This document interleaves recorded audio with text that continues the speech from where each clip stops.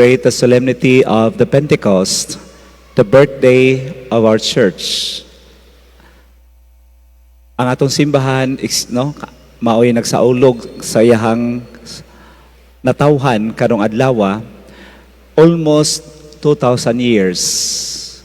Because the birth of our church happened 50 days after the resurrection of Jesus. This celebration reminds us of the struggles of the early Christians. Kung atong basihan ang first reading from the Acts of the Apostles, they gathered in a room.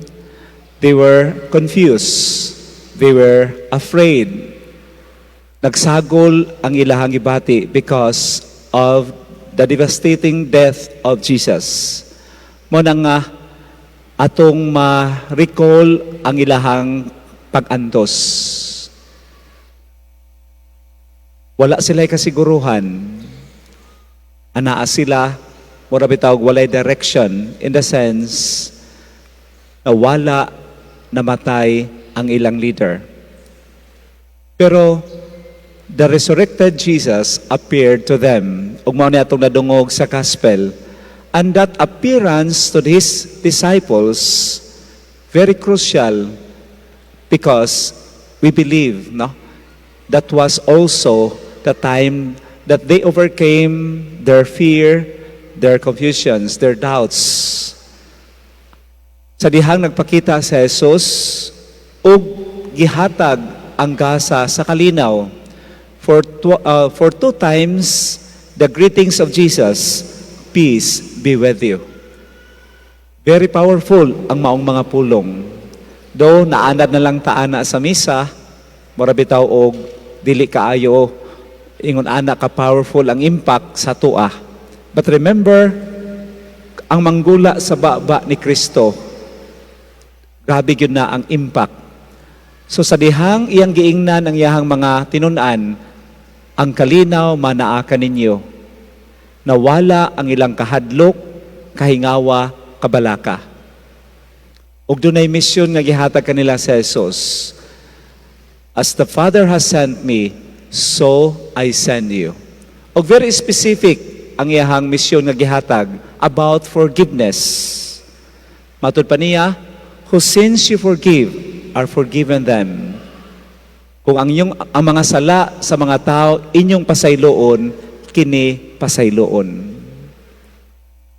Ang mga sala nga dili ninyo pasayloon, dili usab kini pasayloon.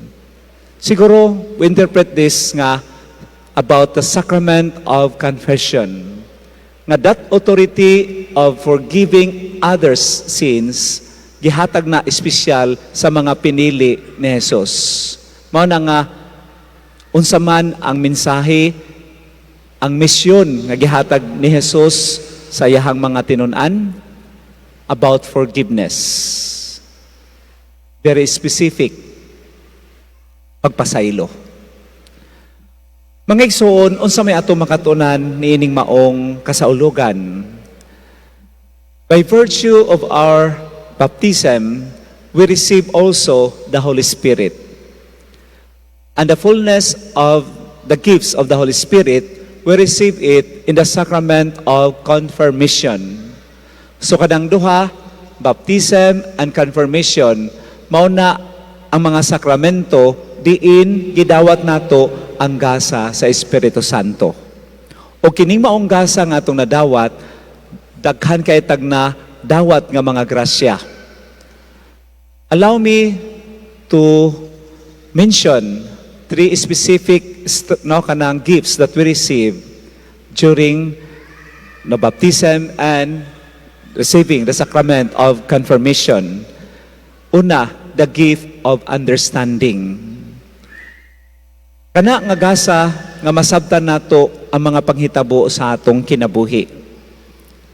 Sometimes it will lead us to confusion, doubts, maglisod ta pagdawat.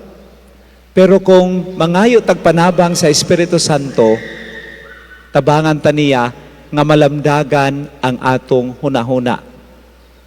Mo nang the gift of understanding. Also will help us understand the will of God in our lives. Sometimes, kini bitaw mga panghitabo sa atong kinabuhi, makapaluya man gyud ni nato. Kanang mo-undergo tag trials, nya makapangutana ta, nganong sa ako man gyud ni nahitabo? Nganong kami man ang gitagaan nimo ani nga problema, Lord? Usahay no? Makapangkumparar pa ta sa atong isig katao, kana bitaw, nganong ako man sila nalang unta? O nay usahay no mga questions that sometimes no answers because no one among us siguro no dili ta makibalo nganong nahitabo na sa atong kinabuhi. Unang kung lisod dawaton, lisod sabton, mangayo ta sa Espiritu Santo o giya. Mao nang ang Espiritu Santo maglamdag sa atong nahuna, maglig-on ka nato o mag-encourage nato kanang tulo kagasa. When we are discouraged, wala na gilami ang kinabuhi, especially kung nabugatan na ta sa mga problema sa kinabuhi.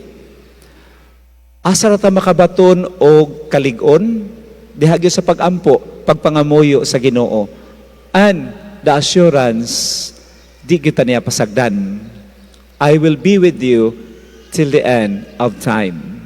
Pasabot ni ini, naa siya, ato siyang sampiton. Because the Holy Spirit will encourage us when everything seems to be hopeless. Napoy panahon nga ang ato mga desisyon mura bitaw dili ta sigurado. May mga panahon nga ang ato mga desisyon sa kinabuhi kanang magdepende sa unsay atong gibati at that very moment. Mao nang sahay no, kung masuko ta, usay mingon ta, bahala na. Kung nagmahay ta, bahala na. Kung naatay mga kalago, tumingon ta, pagmahay sa atong isig kataw, bahala na. When we ask the help from God, the Holy Spirit will enlighten us when we are in confusions or doubts. Manang, during the time that we will make major decisions in life, di gyud ta makalimot pagsampit sa Espiritu Santo. Kay kana nga decision there will be a great impact, especially kung ang ato ang kanabitang response to that kanang situation dunay kausaban sa dagan sa atong kinabuhi. Munang kung kita naanad, bahala na, sa hino ang pagmahay, ulahin na. Kung naata sa kanabitang kalibog sa hunahuna, wala ta makasabot unsay dagan sa atong kinabuhi, dili dayon ta mohimo og desisyon. Dili dayon ta kanabitang impulsive in making decisions. Tugutan nato nga bation nato ang kabug-aton. Kaya sometimes we are tempted nga gusto dayon ta makalingkawas kalisod. Mao na ang tendency nato, less ang tolerance sa pain. Pero wala ta mahibalo o wala ta nakatugkad, God has a purpose nganong in pain ta. Aron po ta kantigo mubati sa mga tao nga nagantos. Aron kantigo po ta musimpatiya sa mga tao nga naa nagantos. We need to experience the pain, no?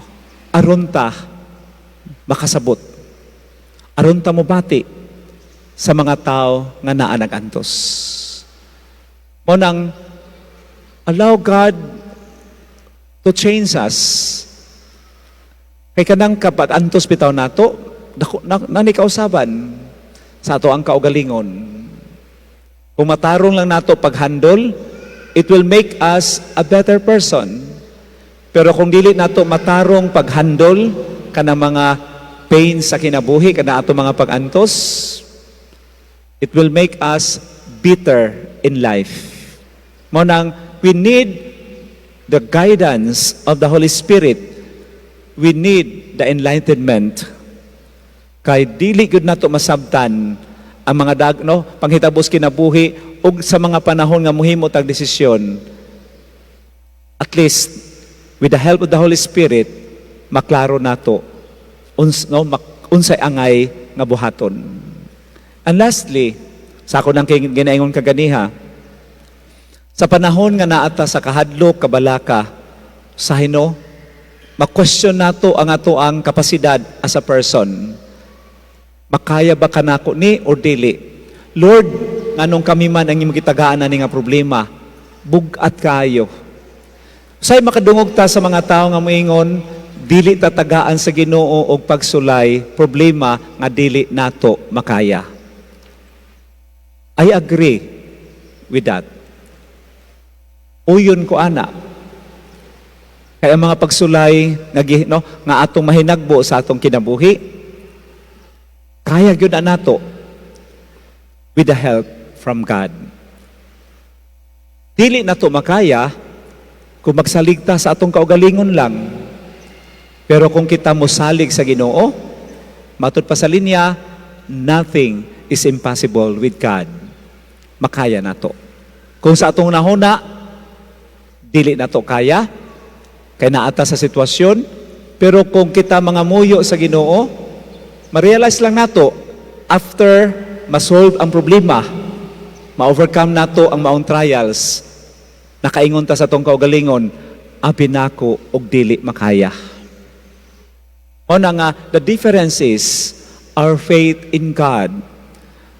When we are in deep trouble, when we are in crisis, when we are in suffering, when we are in trials, we should ask the help from God, from the Holy Spirit, and the Holy Spirit will strengthen us in facing trials in life.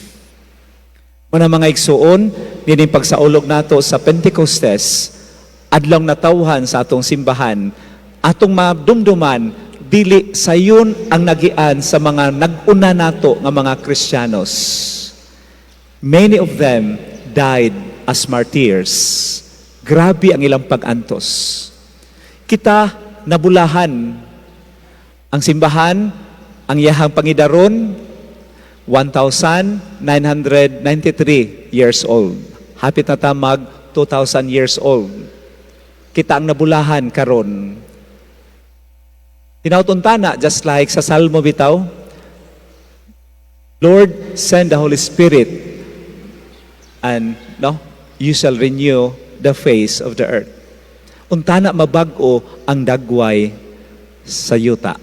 Dili literal, kundili kitang mga tao nga marikendol ang atong desire. Sa mabitaw sa nahitabo, pagdawat nila sa Espiritu Santo, doon ay mga dila sa kalayo nga mitugdon sa ilahang mga ulo, ug sila nalig-on, naisog, ning sangyaw sa maayong balita. Makaistorya sila sa lain-laing mga pinulungan. Wala na sila mahadlok nga dakpon, wala na sila mahadlok nga patyon. Nawala ang kahadlok, nawala ang kabalaka, kahingawa, nalig-on sila. And I hope sa atong pag-celebrate sa Pentecost karong adlaw, untana ang mga kabalaka, kahadlok nga anaa sa atong dughan, pinaagi sa gasa sa Espiritu Santo, o pinaagi sa atong pagtuo, malig-on untana ta, dili na ta magpadala sa atong mga kahadlok. Because ning saad ang Ginoo, dili kita niya pasagdan. Iyang gihatag kanato ang Espiritu Santo nga maglig-on kanato panahon sa mga pagsulay. Maglamdag kanato sa panahon nga kita naa sa mga kabalaka o pagduha-duha. Ug mag-encourage nato nga mopadayon bisan pa man ug naa nag-antos ta sa atong kinabuhi. Mao kana ang ato ang gipalauban o ginaot madawat nato ang grasya kalig-on nining pagsaulog nato sa Pentecostes. Hinaot paunta.